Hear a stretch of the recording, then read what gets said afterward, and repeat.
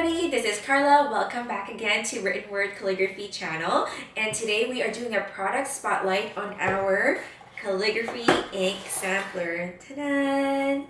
These are our 3 inks that we recommend to our beginner students, especially when they want to try out colored inks. So I love our Sumi inks. Black is awesome for a lot of things, but you can't go wrong with a gold, a sepia, and white. So I personally found it very difficult to find the right ink colors, the colored inks, because the consistency is very different from black ink. So when I found these 3, I decided to make it into an ink sampler. That way you guys can also test it out and let me know what you think.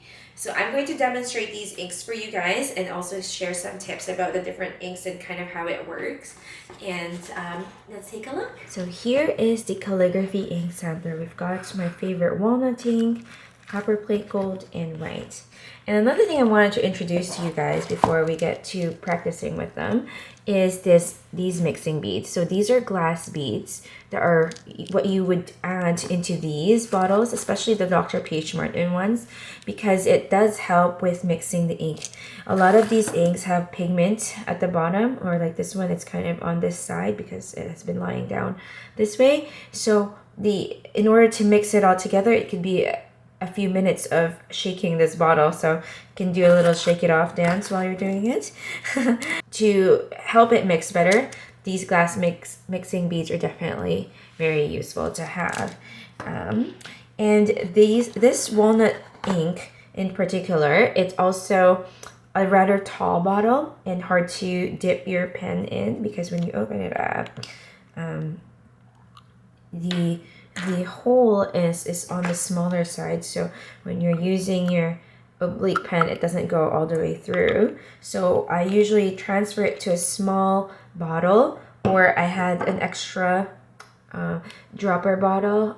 That's what I usually would put it in, and again, mixing these ones, giving it a good shake.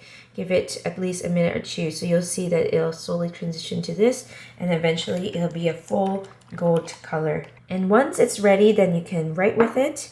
The white one in particular is also needing a bit of a shake, and after you've shaken it, sometimes it's on the thicker side as well. So this one I do recommend adding a little bit of water. You can put it directly on the bottle, or you can add it to a container like this, and they slowly add water to it, 1 milliliter at a time. So we'll do the walnut one first. So again, I've transferred it into this little dropper bottle. So as you can see, this ink is very watery. It also kind of resembles like a watercolor gradient of browns. So it's very light. I mean, the gradients can be very light, so which is fantastic for practicing, because you don't want it to be too thick of an ink. Then now we've got our Dr. P.H. Martin's iridescent in gold. So this one definitely needs a good shake. If you'd like, you can also add in some mixing beads. So these ones are also available in our shop. You can add a few. Usually I like to add like at least 3 to 4. You can put up to 5 mixing beads. Close it up properly. Sometimes these inks have a little bit of residue,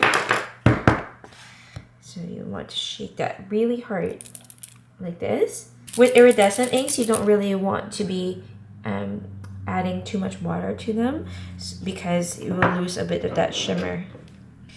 So again, I also like using the tip here for the gold ink. So personally, this is one of the gold inks that I like the most in terms of the color. The shade is warm enough.